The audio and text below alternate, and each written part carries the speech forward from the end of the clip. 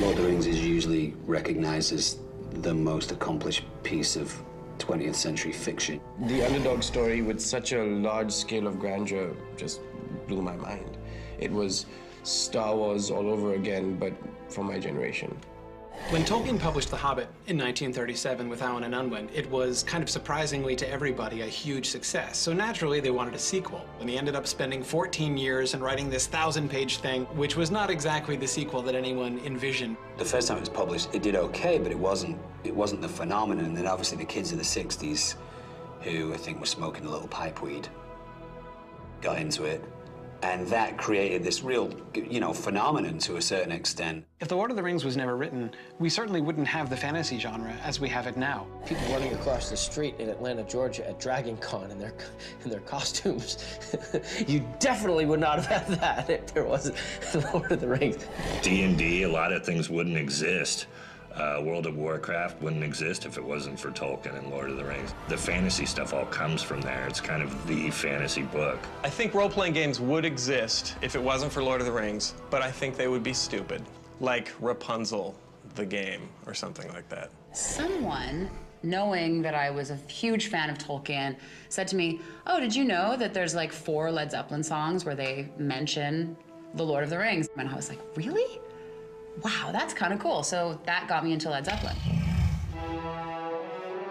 Obviously, when the movies came out, a whole new bunch of people started reading it, and it also crossed over into girls reading it a little bit more, because when the movies came out and they saw how beautiful Orlando Bloom is. The audience was an amalgamation of every culture, every stereotype of, like, the jock liked it, the nerd liked it, the hot girl liked it. It's just this special place that Tolkien created that we all communed with for a certain period of time.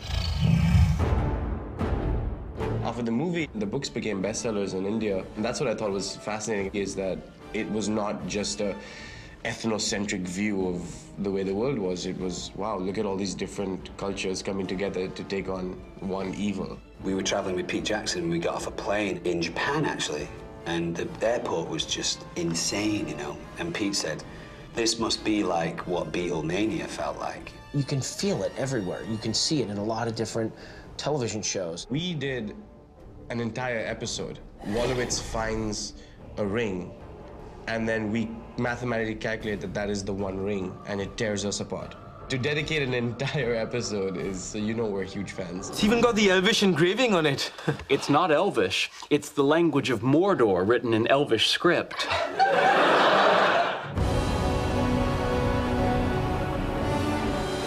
Video games are a really potent way for fans of the story or of the book to just live in it. War of the North comes from an actual passage in Tolkien. Makes it, great for the nerd in me, because nerds like to get things right. It's not just made up and pulled out of thin air. It's drawn from the books. It's drawn from source material. Gandalf said that but for the actions of a few brave heroes in the north, all of Middle-earth could have fallen.